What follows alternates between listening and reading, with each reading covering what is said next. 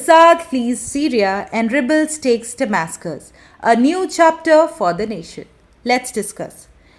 Syrian President Bashar al-Assad fled to Russia as rebel forces captured Damascus, marking a pivotal movement in the nation's prolonged civil war conditions.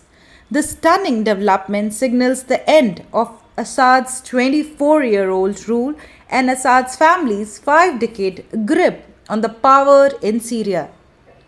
The rapid offensive by rebel forces led by Hayat Tahrir al-Sham saw the fall of key cities like Aleppo and Homs before they advanced into the capital.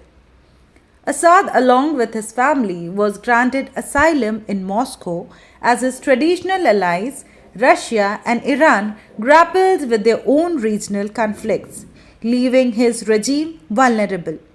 Across the globe also, Syrians are celebrating the potential of a new era, with rebels leader promising to establish an inclusive government.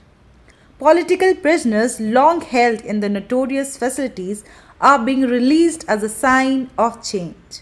However, challenges loom large.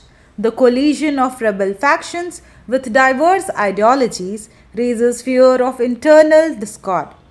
The power vacuum could also provide an opportunity for extremist groups like ISIS to re-emerge.